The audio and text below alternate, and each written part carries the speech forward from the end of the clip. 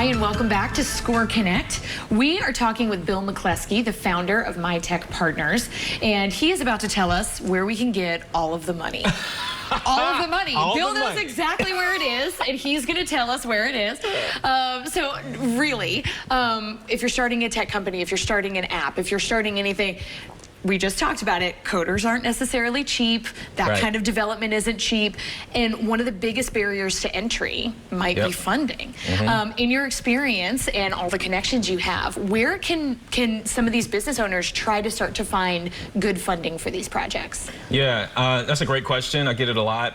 And we got to start where we are, you know? Sure. We got to start where we and that's... So you don't have the money, is what you're saying. You're not just handing out barrels of money. Bill McClesky is not writing checks, okay? Not yet, at least, right? No, but I think that, so we have to understand that, again, everybody has great ideas, and maybe for a tech business. And we want to build an app. We want to start, you know, this application and build this company, and it takes money. So if a lot of people have this idea, that means a lot of people are looking for money, right? And so if I'm an investor, and a lot of people are coming to me trying to get me to invest in their idea, who do you think I'm going to have a legit conversation with? Somebody who has maybe invested in themselves first. Maybe they tried to build something with the no-code platform first. Maybe they got a first few customers, they got a little traction going. They built an MVP, which is a minimum viable product, right?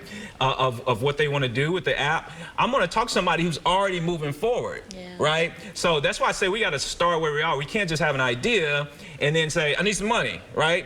Because investors are looking for somebody who's got, you know, the courage and the gumption to get out here and use what they, at least what they have. So I say that to say, if an entrepreneur has a job and they're building something on the side, you got some money, right?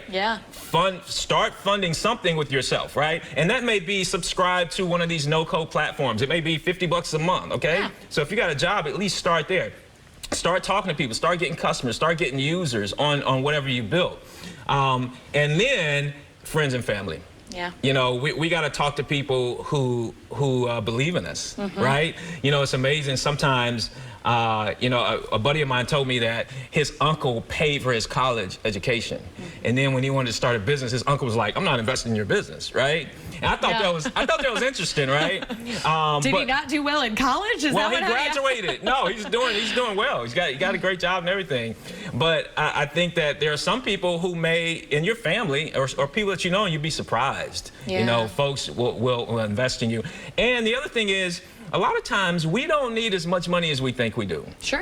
At least to get started, you know? And so we may not need to raise $1 million or $500,000. We may just need 10, 25 grand to get started and to see if this thing will work, right? To build that MVP.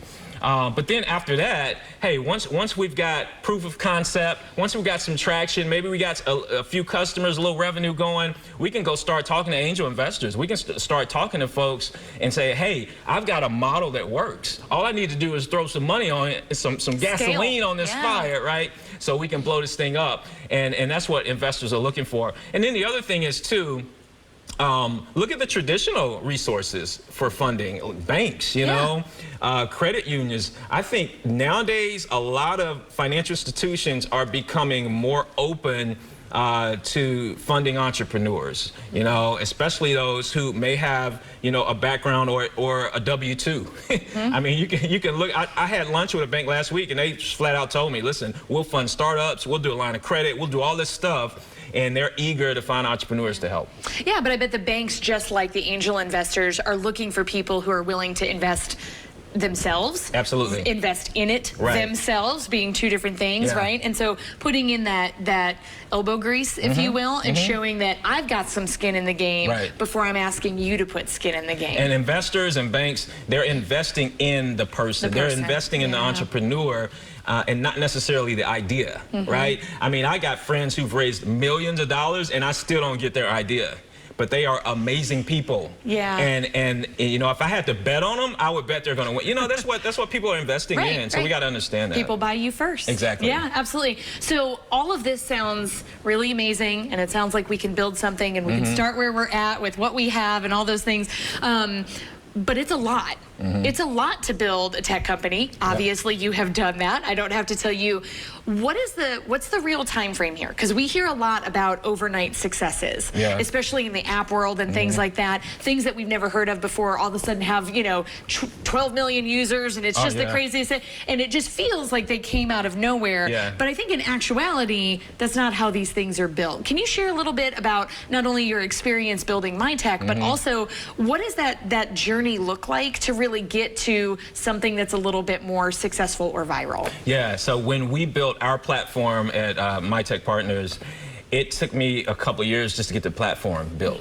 And along this, I was full-time as an entrepreneur, because I started my company in a traditional way. When I had a job, they found out, and I was like, okay, I quit, So I was doing this full-time, so I had to be making money. But what I did is I hired a freelancer initially, and they built an application and it was trash. Okay, it didn't do what I wanted it to do. And I said, hey, it's not working out. And then I hired another freelancer, and that was kind of terrible, but not as terrible, right? And the third time was the charm. Wow. Where I got with somebody local, and ironically, it was somebody I knew. It was somebody I knew the whole time, and I was like, bet on people you know. Exactly. And we built the application, but we had to go through that. And there were times I felt like giving up. There were times I felt like, is it worth it? Maybe I should just do this the traditional way. And I tried to build a platform to scale, and all this stuff is going through my head. But at the end of the day, I knew what got me passionate about my idea. And I just wanted to have that impact in the industry too. So 2 years is definitely not overnight, but I think sometimes what happens is we don't hear about people's success in entrepreneurship until they're successful. And we don't realize everything that they went through beforehand. And I was listening to a podcast about the guys who started Airbnb, and so they were out in California in this accelerator. And they were they had a handful of customers that were on the East Coast. And they were told by their mentors, hey, you need to go to New York and visit your customers. I mean, they got like 6 customers.